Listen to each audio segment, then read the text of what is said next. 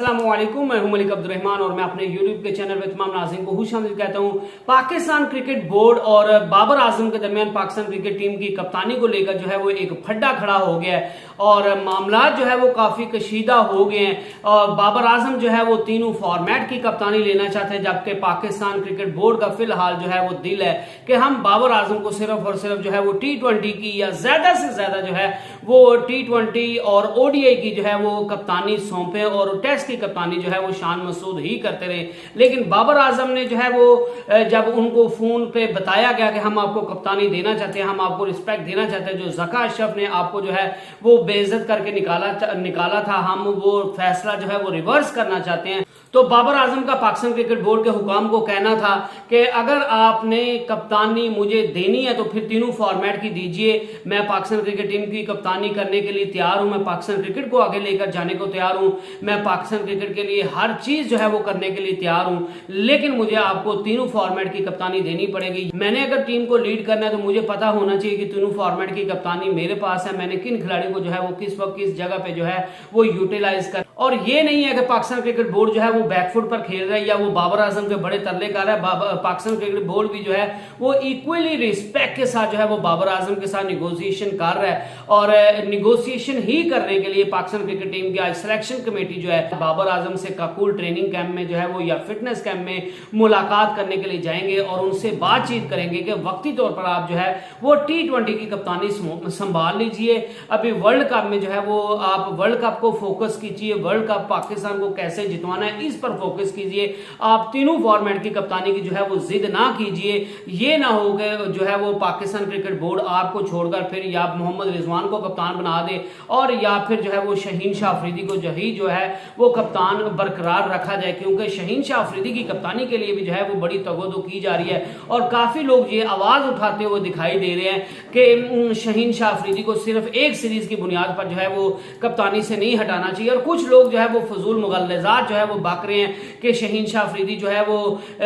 T20 में वो flop हो गया और उन्होंने लाहौर कलंदर की कप्तानी बड़ी फ्लॉप की है। तो भाईजान उन सब लोगों को मेरा जवाब ये है कि शहीन शाह अफरीदी वो वाहिद कप्तान है जिसने T20 के जो है वो 2 PSL के टाइटल लगातार लाहौर कलंदर को जितवाए हैं। तो उस हिसाब से उसका बाबर आजम से रिकॉर्ड जो है वो ज्यादा बेहतर है। और जिन मैचेस में बाबर आजम ने एज ए कैप्टन जो है वो फतोहात हासिल की हैं और जिन टूर्नामेंट्स में बाबर आजम ने एज ए कैप्टन जो है वो पाकिस्तान टीम को आगे लेकर गए हैं, तो उन मैचेस में शहीन शाह अफरीदी की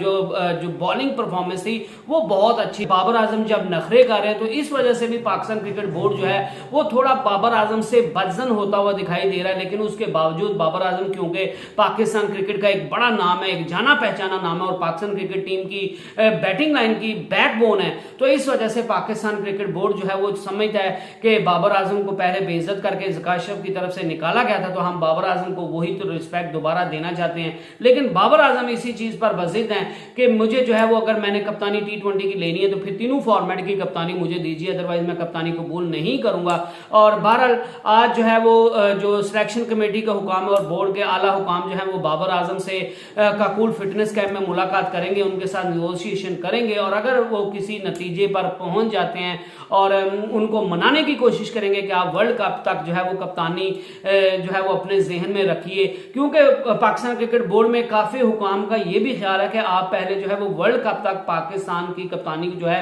वो अभी तक फोकस कीजिए और बाबर आजम को जो है वो वर्ल्ड कप 2024 तक जो है वो उनको कप्तान मुकर्रर किया जाए और उसके बाद बाबर आजम की भी परफॉर्मेंस देखी जाएगी, पाकिस्तान टीम की भी परफॉर्मेंस देखी जाएगी। और दूसरा, पाकिस्तान के पास अभी जो हेड कोच भी कोई नहीं है, पाकिस्तान के पास बॉलिंग कोच नहीं है और पाकिस्तान ने कोचिंग स्टाफ भी जो है वो हायर करना है। और पाकिस्तान क्रिकेट बोर्ड का ये ख्याल है कि कोचेस की मर्जी से कप्तान होना चाहिए और अगर T20 वर्ल्ड कप तक तो हम बाबर आजम को कप्तान बना देते हैं, उसके बाद हमारे पास हमें पता होगा कि हमने कौन से कोचेस को रखना है। और गैरी क्रिस्टन के साथ रब्ता किया जा रहा है, उनको व्हाइट बॉल क्रिकेट के लिए लाया जा रहा है और रेड बॉल के लिए जो है वो जैस्मिन गिलिस्पी जो कि ऑस्ट्रेलिया के जो है वो मायनाज ऑलराउंडर रह चुके हैं या फास्ट बॉलर रह चुके हैं, उनके साथ रब्ता किया जा रहा है। पाकिस्तान इंग्लैंड की तर्ज की जो है वो व्हाइट बॉल में अलग जो है वो टीम बनाना चाहता है और रेड बॉल में जो है वो अलग कोचेस के साथ अलग टीम जो है वो बनाना चाहता है। तो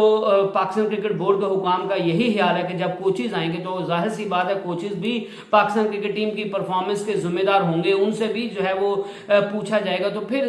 बात यह है कि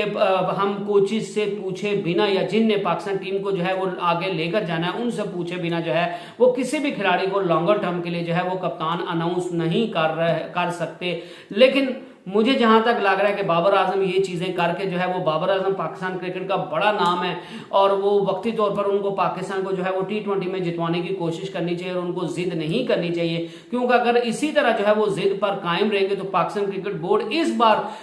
जो है वो पीछे हटने नहीं वाला और बाबर आजम को ये ना हो कि उनकी जिद जो है वो महंगी पड़ जाए और बाबर आजम जो है वो तीनों फॉर्मेट की कप्तानी लेते लेते जो है वो T20 की कप्तानी से भी जाए और वो मोहम्मद रिजवान या शहीन शाह अफरीदी के जो है वो हवाले कर दी जाए और फिर बाबर आजम को जो है वो हाथ मलने पड़े। और मैं तो वैसे भी समझता हूं कि बाबर आजम को कप्तानी जो है वो नहीं लेनी चाहिए अभी तक, उनको जो है वो अपनी बैटिंग पर फोकस करना चाहिए, क्योंकि पाकिस्तान को बाबर आजम जैसा बड़ा नाम जो है वो एज ए सुप्रीम फॉर्म में जो है वो एज ए बैट्समैन लाजमी चाहिए। तो जब कप्तानी उन पर बोझ उन पर पड़ जाएगा तो फिर बाबर आजम की जो है वो परफॉर्मेंस में असर पड़ सकता है और यही दुनिया के बड़े बड़े लेजेंड जो है वो इस चीज का इजहार करें कि बाबर आजम को वक्ती तौर पर कप्तानी के पीछे नहीं भागना चाहिए और उनको अपनी बैटिंग पर तवज्जो देनी चाहिए। और अगर वो बैटिंग पर तवज्जो देते हैं और एडेड ऑन प्रेशर कप्तानी का नहीं लेते तो फिर जो है वो बाबर आजम